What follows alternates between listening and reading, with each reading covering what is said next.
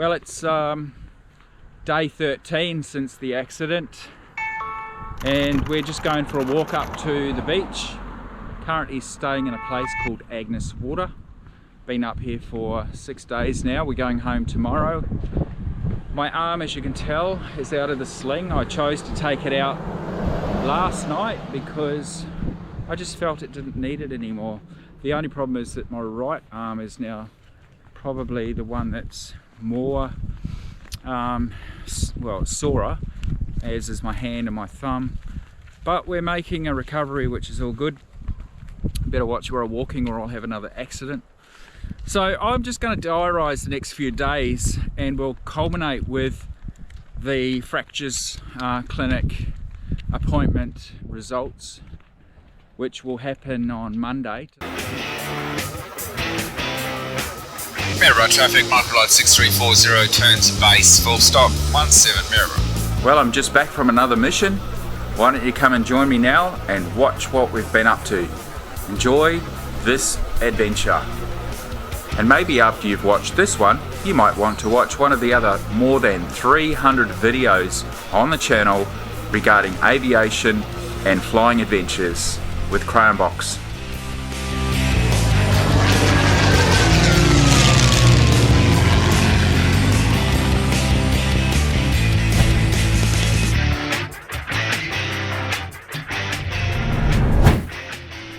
Which will happen on Monday. Today is Friday.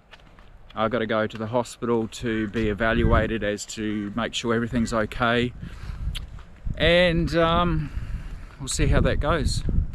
In the meantime, tomorrow we'll be heading home, and once I get home and we've been through the hospital process, I will start looking at the aircraft and determine what it needs to bring it back to airworthiness. I already have a good idea of how much is involved. I've already got some information from the manufacturer, who is now based in India, the Abort Aviation Company Systems, I think it's called. They do the P&M aviation manufacturing now, so I've already had some correspondence with them, and now it's just a matter of finding out what we really need to do to complete the project. I'm looking at about 6 months. There's a lot of traffic on this road all of a sudden. So we're looking at about a 6-month rebuild, possibly, if we can do it. And if we can't, that's not going to be good news. What else happens from here then? Not much really. So I'll just keep you posted as some information comes to light. And if you want to leave some comments too, that'll be good. I'll put up some answers to them in the next video. Alright, I'll leave it there for now. We'll continue our walk. Just a nice night to get out. Our last night in Agnes Water.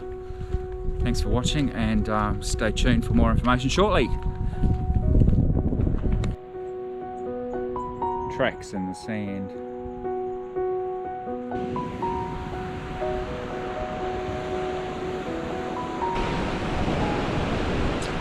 You're hiding. Do some video when you're doing that.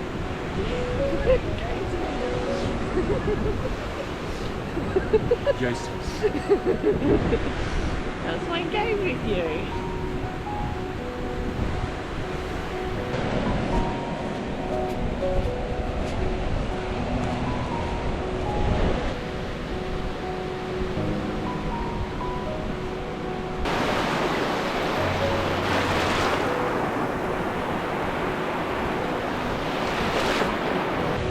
Yeah, so I bought this GoPro Hero 10 for flying, but I guess I found another use for it in the meantime until we can rebuild the aircraft. Hope you enjoy a little bit of this beach life. Of course, it's a beautiful evening, and it's a better time to walk than it was earlier today when it was really hot. It wasn't really hot, but sunburn was starting to affect me, that's for sure. I should also mention I bought this GoPro to fly with, and it was the one that I crashed with, and it's still working.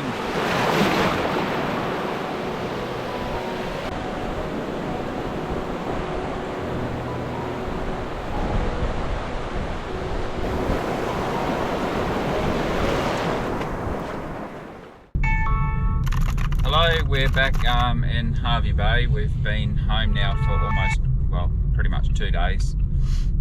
And this morning I'm on the way to the hospital to have my follow-up. It's been about just over two weeks since the accident. So I've actually got my right shoulder's quite sore, and my left one was the one that was dislocated. But the left one seems to be fairly okay. So we're going to go in and just see what they've got to say about that and whether or not I need some physiotherapy. I've started considering what we're going to do about rebuilding the trike or not.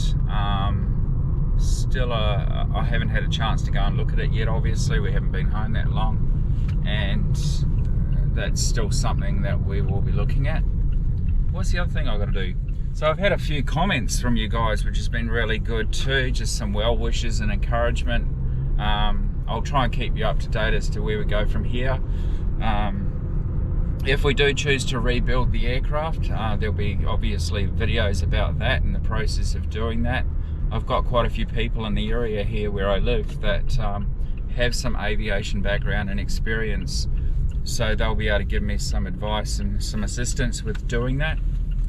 And we've been in touch with the manufacturer, and they're able to supply parts, and that's P&M Aviation, which is now owned by Albatross Aviation Services, I think it is, in India, and they sound like they're very helpful too. I haven't actually had to deal with them before, so we'll just see how that goes, but it sounds very promising if that's the way I want to go.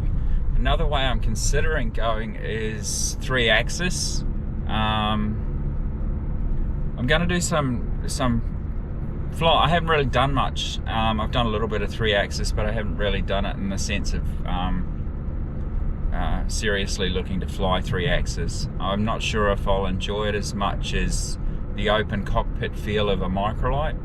And I'm getting all sorts of different comments from people that say 3-axis is the way to go, or no, stay in microlighting because it is more fun and it's a very enjoyable form of aviation that gives you options, or it just provides an experience that you can't get any other way.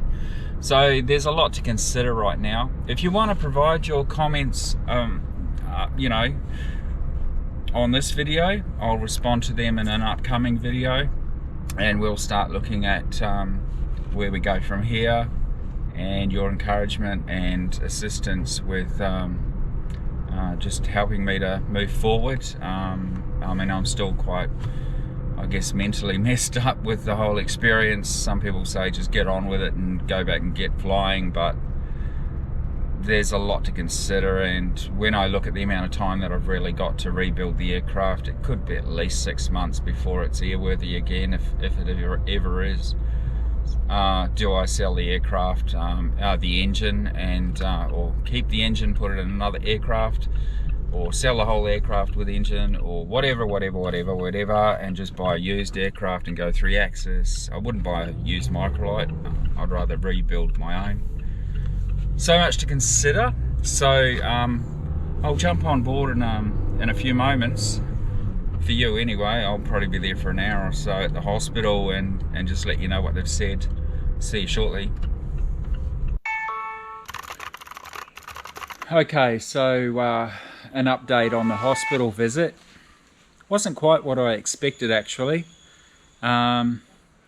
It turns out that even though I'm holding this camera with my left arm, and I took my arm out of my sling about 2-3 days ago, the x-rays show there is a fracture in my shoulder. But obviously it's not troubling me too much, fortunately. So that's one of the reports. I had to actually go and have an x-ray prior to the consultation with the doctor.